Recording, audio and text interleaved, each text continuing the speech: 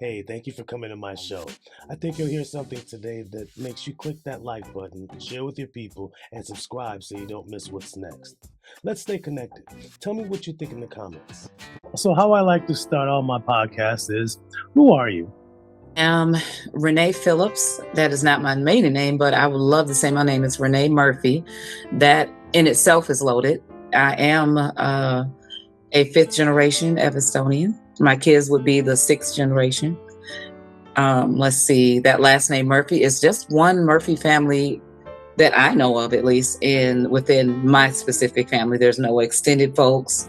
There's no distant cousins or anything like that. Basically rooted here in Evanston. I am a Black woman that have seen the effects of I could say the mid to late 1800s to now and what it has done on, I could go ahead and say Black women and also say on Black people and also in Evanston. That's Yeah. who I am. And everything that encompasses in this town and everything that encompasses within those generations have made me who I am today. Who are your role models? My role model has to be number one would be my grandmother, whom I called mom. Oh gosh, she was literally the strongest person, man or woman, I have encountered to date, physically as well as mentally. That is my number one role model. What unique perspective do you bring to your work due to your identity as a Black woman? My unique perspective comes to be, I always say I was the person on the other side of the table at one point, receiving information of how to either do things better, do the same things, but do them differently, how to maintain in this town economically with minimal income. Um, Now that I'm on the other side of the table giving the advice, I tell people, clients, whomever, what I wish somebody would have told me outside of my family telling me. I'm that person that'll tell you 100% the truth and how to go get it. Can you share a success story with us about your efforts that made a tangible difference in someone's life? I think the number one story that I have to tell is I'm going to say a client at one point who's now a friend. She is an Black American attorney, a female Black American attorney. She was once my client. She has 6 children by her now ex-husband. And obviously, if you become in the field that I'm in, my client, you have been displaced at some point in your life. And she was displaced at this point. She called me crying, and it was after hours. She called me crying, and I just pulled into the valleys right there on Dempster. Sitting in the car, she's crying that she got Lunchables for her kids and was picking out the portions that she knows they'll eat because the shelter that she was at the time was just so bad. She felt like the food was bad, whatever. Probably everything seemed bad because of her situation. And I sat there and talked with her on the phone for about an hour, and she cried, not cried. We like took turns.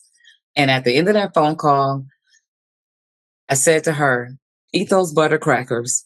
You got 10 of them. You got enough. Eat those butter crackers, drink some water, call me in the morning. You're going to feel better. But during that conversation, that's when I really realized that, dang, I really needed that person for me when I was going through those periods of time when I was displaced. I wish that had that someone on the phone that I could cry for an hour and say, don't look backwards, don't hurt anybody, don't call this person and cuss them out, don't be mad at your family. All those things that I said to her, I wish somebody had said to me because I'd already said that stuff that I wasn't supposed to say at some point, or maybe I lashed out on someone or whatever the situation is. But that next day, yes, it's a new day. That doesn't mean that it went away. It may not even be a better day than that day before, but you made it. You made it to that next day, and you have another chance to do it again, start all over, and regroup. And she's amazing. She obviously during that time she passed the bar while she was at the shelter, and to me that's a bad move. You know what? Yeah. To do that under that kind of pressure and that kind of stress. And she's a contributing member of society. Again, that's to me is my best success story other than my own. Yeah, yeah. Yeah, absolutely. What kind of line of work are you in, if you don't mind me asking? Homeless prevention and housing. Human services, I like to say. Whatever that falls underneath that is human services. Yeah, yeah. Do you feel like the advice you were giving her was advice that you would have taken, or may have taken at some point in time in your life? I would have taken that advice. A lot of times when you're in those situations, sometimes you sit in it and you hold whatever she said to me, you hold it in. So you either say it to yourself and it'll manifest into something better, or it'll manifest into having you do something you shouldn't do or say. But absolutely, I really, there's been periods of time where you just hold things in, and us, and we as a culture, I should say, we do that a lot. We just keep going and keep going and keep going without having that outlet to say what we need to say. And sometimes when you say something to somebody else, they're going to say something back that'll help you. Or when you tell your story, they have something to help you. You know, something, whether it's money, a job, or resource. Those words of encouragement, a name, a contact, a number, something. But a lot of times we just don't say anything. Yeah, so true. So true. Mhm. What are some of the critical needs that you see within the Black community that women are uniquely positioned to address? The biggest need to me would be more. This sounds, no, I'm preaching to the choir. More school programs. It seems the school programs that are there now are being minimized because of funding or whatever else. But I feel like when we was little, we always had somewhere to go. Whether it was play outside in the park, but a lot of times we could go down the street to Fleetwood or Family Focus, and we had some type of programming that we could take a part of for minimal fee or zero. I feel like that's missing. The programs now are geared towards training. You know, a lot of times the sports training. I have the best program. My kid can be the best next best hockey player, or next best basketball player, next best football player that there is. Come join my program. Come join and let me coach your kid, or teach your kid, teach and coach your kid how to be better at whatever the training is. I understand that. I also agree with that. But with programming, what about the enrichment part of it, of that being a better kid or a better person? I just really think that's missing. I really do. I totally agree with you. I totally agree with you. Do you think we have the financial support to get it back to where it used to be? Yes, I do. I absolutely think that we have the financial report, but I feel like Evanston, I'm just going to speak on Evanston, is busy doing other things with those monies. Hmm. I see a lot of new things going up, around the town. As you drive around the town, it looks very different on every corner now. And I see a lot of buildings or even storefronts going up that have nothing to do with me and nothing to do with my kid, and we can't even relate to it. Yeah. Oh, Yes. right? Okay, so I see it, but you say that there's no money for programming. I'm trying to figure out how that's the case. I don't understand it. And now that if you look at the statistics, and I love statistics, and you look at numbers, and you see that, and you see by driving around the town or just by your own child and my children going to school, if you look around, you might see one other person that looks like me. So now that we're not here anymore, like we used to be in droves, we left in droves and still leaving in trickles now. So now so you really not going to do any programming now, are you? Okay, guess not. Yeah. Yeah. Got what you wanted. So true. As a Black woman, what is your greatest superpower? My greatest superpower is to make something out of nothing. My greatest superpower. I swear to you, I can go in my cupboard and it'll be next to nothing in there. And I could take whatever it is and give you a full course meal, and it'll look gorgeous and beautiful. And the kids will be like, "Oh my God, this is so good." I'm like, "Yeah, I know. It's just, like hamburgers and fries, but maybe I'll put it a certain way on the plate or add a little something, a spruce or something on the plate as well." But I'm just giving that silly example. But yeah, I think maximizing my minimum. That Yeah. is my greatest superpower. And I learned that from my grandmother. My Mhm. wife said something similar. She's like, that's what she loves about Black women, and that is a superpower that we can make nothing. We can make something out of nothing. Absolutely.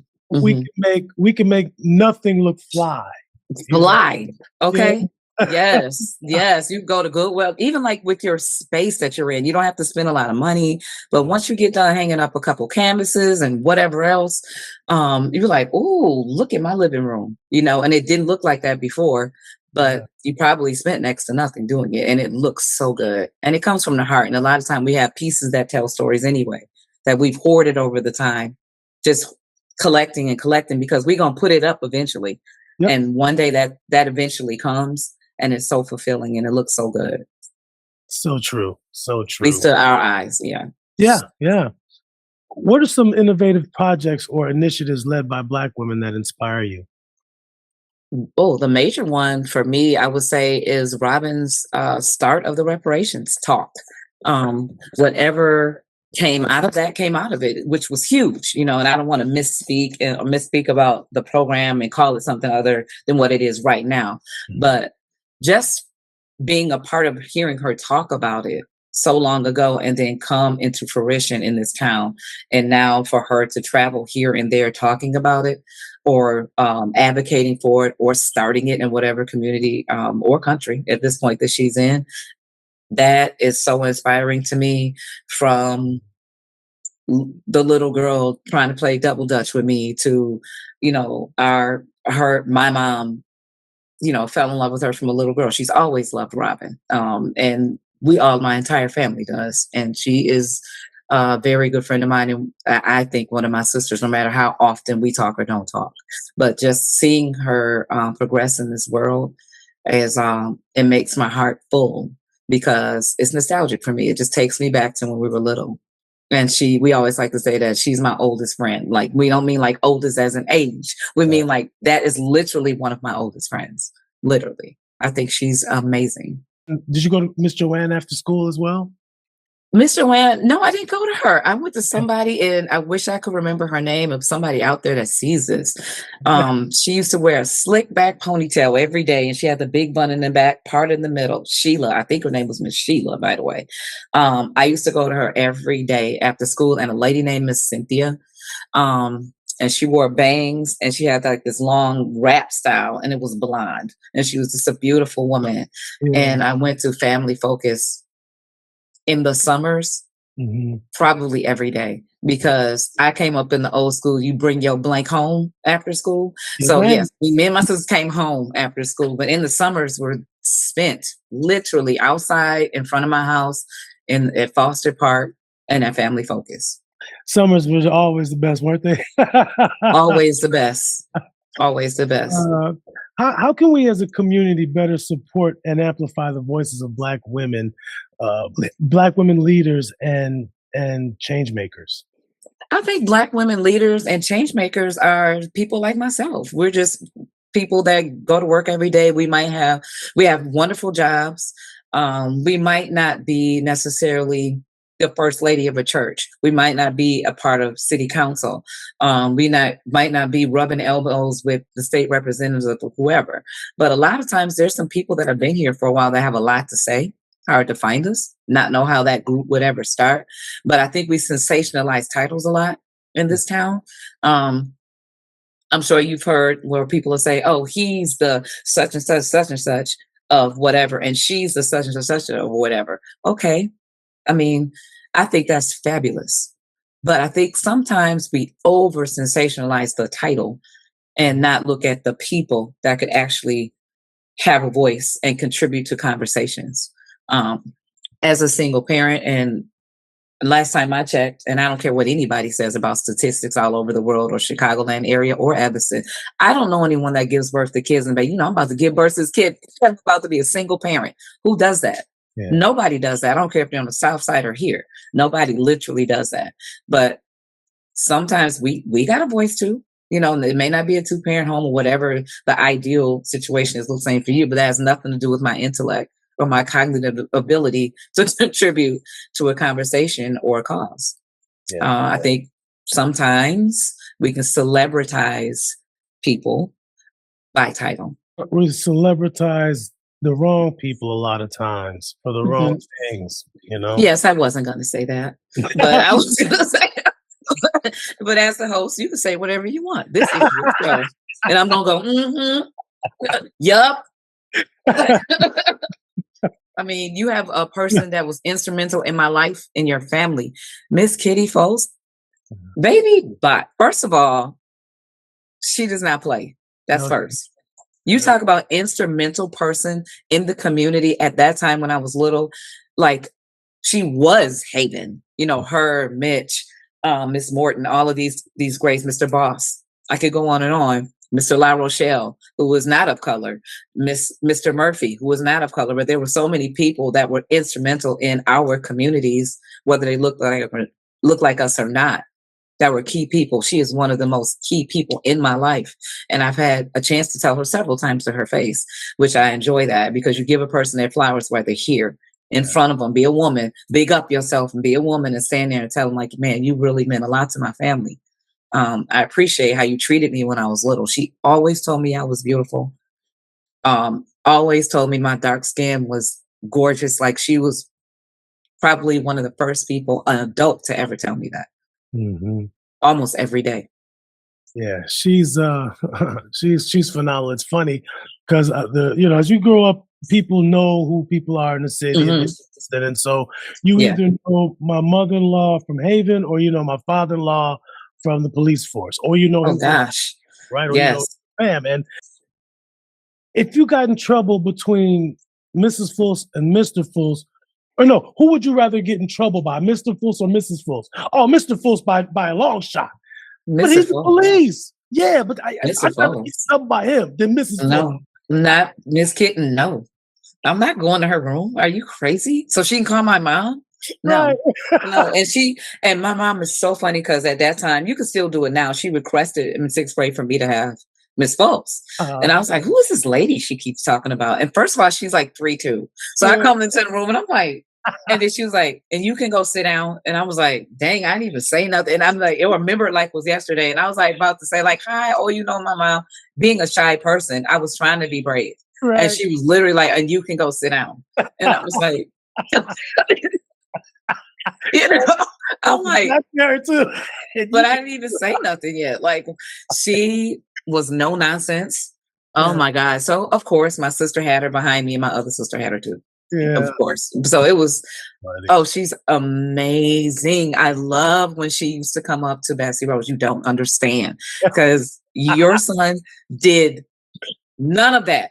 Yeah. You know what that is? When he saw, I mean, it was like, you know, a whole different attitude, because she's grandma, but she's loving and all of that towards him, but he acts different. Yeah. When you come up here, it don't matter. 2-3 times, you're the personal assistant, okay? But he's so different with her. Yeah. And I love their relationship. Yeah, you know, my wife and I were intentional about that, because we wanted him to have a relationship with everyone in the family, grandmother, grandfather, cousins, and it's important to us because we may not always be there, and somebody within the family will be closer. You know, it was important for us, for him to have that relationship with his grandparents. Yeah, yeah, they're amazing. They're amazing. Rest in peace. Yeah, but man, he was an amazing man of the community. I have nothing, you know, there's people that you have nothing bad to say about, and he is one of them. You can't, you find something you really dig in, and we weren't even lie. Right. So it's like, he was amazing. Yeah, I miss him. What resources do you wish were more readily available to Black women who want to make a difference? Spaces. I don't know if that's necessarily considered a resource, but spaces where there's a voice and maybe an agenda to help whatever the cause is here. That would be nice. We don't always know. We don't always have access. And, you know, we tease back and forth as Evanston people, like, sometimes it's who you know. Sometimes it really is who you know. But now that people have moved out, we don't always know who's still here and what they're doing, if they need help with this particular project or that project. I'm not constantly on Facebook enough to maybe grab that particular idea or be a part of. Sometimes it's timing. And, you know, with us that don't have another adult in the household, and you're doing everything else. And I have 2 teenagers here, and they're in sports. Need I say more? So there goes my time. So, but we might be able to contribute in some type of way. So I think it's just spaces, and access to the different groups out there that might be having conversations to make some sort of changes. I like that answer. Spaces. It's very it's one of those answers that you don't think about, but it's truly important. You know, it's truly important because Without spaces for you to be who you are, it Absolutely. it would drive you crazy, you know? It does. I like to be exactly who I am. Ain't nobody saying we out here being some serial whatevers. I mean, we're Right. just having spaces to be who I am and be comfortable. Have other people not necessarily get to know you, but they know what you're about by what you say. A lot of time, and I know with me, I say what I mean and I mean what I say. I already thought about it. And if I Yeah. make a mistake or offend, I can apologize for the offense of hurting you, but not for what I said because I meant it. Yeah. So I would love, just those spaces that are intentional for the cause. And sometimes they might turn into something else, once you get to talking, and they might turn into another space, but it's all love, it's all good. Um, Even the meeting and getting together is still good Yeah. for just to be around other women like yourself. Sometimes it does turn into something else, but you know what? The agenda's still there. We can get to it another time, but having those spaces to be who you are and being able to contribute for a cause is so meaningful, and it goes a long way. Yeah. How can men in the Black community be better allies and partners in the work of uplifting and empowering Black women? Yeah, that question, it's very loaded. And and a person like myself who have talked to a lot of women just like me, all from different backgrounds, but when I say just like me, same similar situations where I'm in a single parent home, I would start by saying be there. That's loaded, those two words, be there. Yeah, if you're contributing to your children, I understand that. With child support and weekends, every other weekend, whatever you say. But I still say this, as I've said in conversations with my children's father, when we've had our strong conversations before, I won't say disagreement, but strong conversations, because we have a great working relationship with the children, even though we're not together. You can't catch up to how many hours I'm here. You cannot catch up. So don't try it. All you can do is try to be the best advocate for me that you can be. And the kids see that, and you'd be surprised how they react to him, to you, rather than, oh, I got to go to dance for this weekend. Oh my God. You won't Right. see that. That's not coming from me. It's not. I don't present that. But sometimes men will think that it's us, and it's really not. It's whatever you're presenting. You're presenting the weekend and every other weekend. And I'm sorry, but you cannot parent in 48 hours.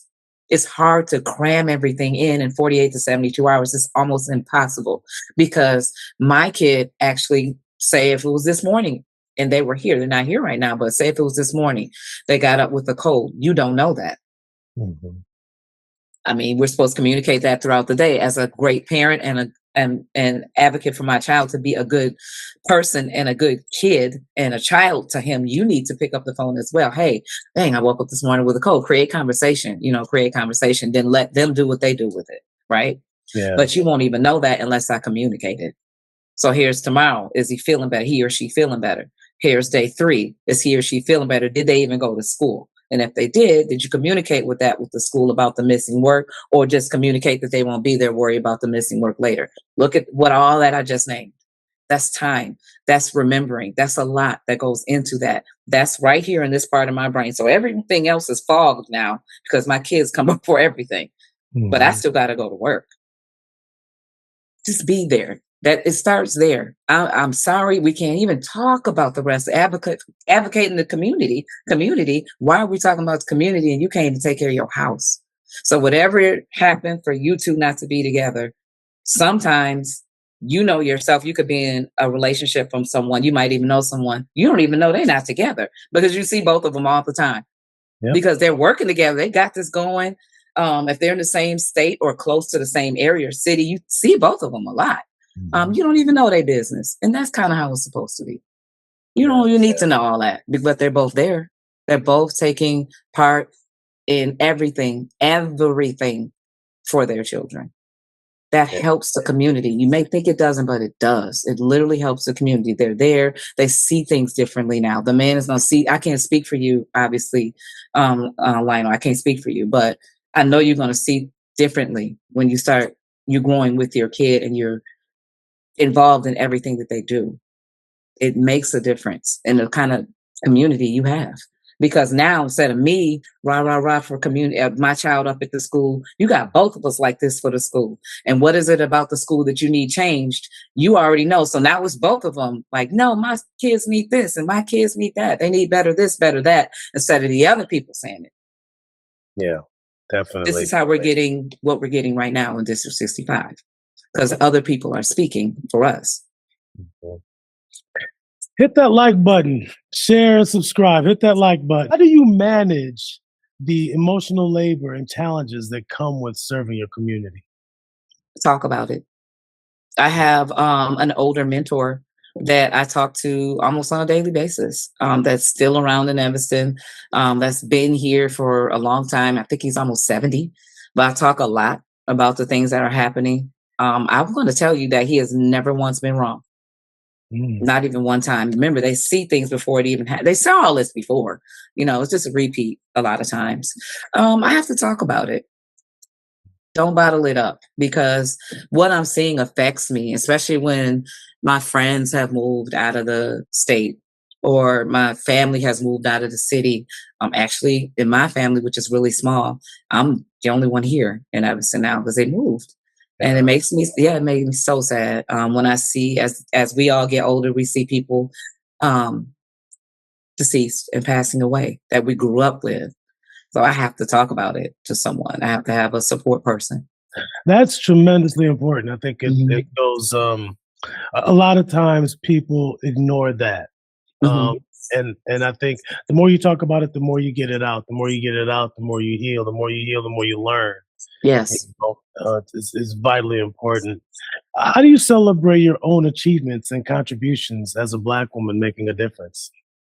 Watching the people that I have supported do better. Sometimes I'm surprised at, I shouldn't say surprised, but okay, I could say this. I like when I see them at the store and they're Mhm. not ducking and dodging and doing all of that. Oh, there goes Renee. Oh, let me duck or whatever. No, they're like, hey, Renee, how are you? I'm like, hey, how are you doing? How are things going? Just a simple conversation. They have returned to whatever they are doing. They're better. They're still working on themselves or whatever it is, so they won't return to that similar situation. That makes me feel so good. No names need to be exchanged with me, but they tell me to my face and it feels good. A lot of times it's right in front of my kids and they hear it. And they'll turn to my kids and say, oh my goodness, your mother really helped me do this, that, and the third. Oh, she was there. You have a wonderful mom. And I'm like, you got to tell them, because your kids are totally disagree. They're like, Yeah. what? She's always yelling, in their head or whatever. But just to hear somebody else say it, it feels so good. And I'm always standing there like, tell them some more about me, jokingly, of course. Yeah. But it feels so good to see them with their kids and shopping. Something simple like that makes me feel so good. If we're at the same space and I turn and they're show up at the same practice that our kids are at or something. And I didn't even know their kid played football, or I didn't even, wherever Mhm. the space is, feels Yeah. really good. It feels really good. What are your hopes and dreams for the future of the Black community, and how do you see yourself? How do you see your role in, excuse me, shaping the future? My role in shaping the future for me, I don't want to say put your face out there more, but maybe my voice more with some other people that think in the same way I do. Of course, we can't put however many years we've been alive in this particular conversation that you and I are having, but the years of our experience here in Evanston mean something. We've seen a lot. We've learned from, Miss Morton. We've learned from Miss Holmes. We've learned from all of those people that have come before us. We've learned a lot. And those same things that they were doing apply now. They apply now. I really believe that. What I do like about the younger generation, they don't know how to take no for an answer. So I love that. I Yeah. love that they get out there. It's like, you told us no. What? They write a book. They'll do a podcast. They'll do Yeah. whatever. They don't care. They're not taking no for an answer. I love that. I love how they've taken over platforms. Great. Yeah. We can do it too. We can do those same things. I would love to maybe have a more of a voice. That's the only way I think that we can get other people to finally listen and say, okay, I can repeat at one of our meetings for the social the Social Services Commission for the city of Evanston, which is, I have a seat on the Social Services Commission. This man, a resident came, black, older gentleman came to the microphone and said that take a good look, because in 5 to 10 years, you will not see me. And I'm not talking about me standing here. You won't see me. I got exactly what he was saying. And it's literally becoming that. And we have to get out there more and say something. Or let it happen and enjoy whatever the fruits are. Yeah. It's going to come with some fruits. It's not going to diminish to nothing. It's going to come with some amenities. So just enjoy it, and then fight with that to have it custom to us, maybe. Yeah. Yeah. Yeah. Yeah, I know it's hard to answer that, right? It's hard because Yeah. there's so many caveats to that question, and then again, we can't say everything we want. Maybe say it like we want to say it, Mhm. but I'm sad that people have chosen to leave because it's so expensive. I'm sad that I'm still here fighting and with how expensive it is, and people can say, "Well, get another job." Yeah. That's Yeah. not the answer. Not the answer. It's not the answer. Everything is still going to go up and up and up and up to look like Winnetka and whatever else is down that strip of Sheridan Road. Yeah. It was going to happen. It was going to happen, but it does make me sad. Are your friends still here? None of mine are. They're all in different cities now. Yeah. It's so true. It's so true. What does liberation look like for Black women?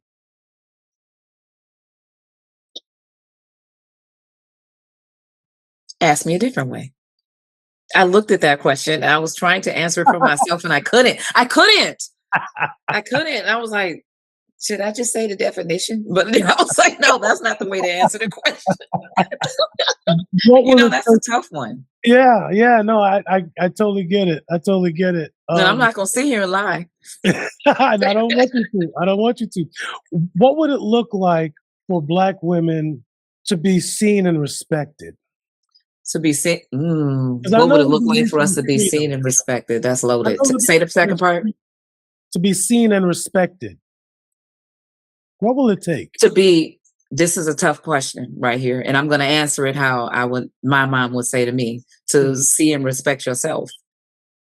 So whatever I present out there, you were going to see it and respect it. How I am, how I act, and how I want other people to receive me. I'm going to have to demand it by whatever they see and how I open up my mouth and say. I guess how I say it. I often say to my daughter, if I call somebody out their name, I could sing it, I could whisper it, I could yell it, or I can talk just like this. I still call them a you know what. It still means the same thing. So I guess it goes back to mean what we say and say what we mean, but I think it's however we present ourselves. I think it starts there. What do I want people to see? How do I want people to respond to me? What do I want people to think about a Black woman when they meet me? Still going to get whatever they own depictions are from social media and whatever else, but what makes me comfortable? What makes me feel good? And I don't want anyone to take away from this conversation, oh my gosh, she's so annoying. She's such a blank, whatever. But dang, if that's what you thought by listening to me, okay, that's what you thought. That's not what I presented, but that's what you thought. I can't change your thought process, but man, this starts with whatever we see and what are presented, and let people do with it what they do with it after that. But let's, self-respect. Let's start there. Let's start with the woman in the mirror.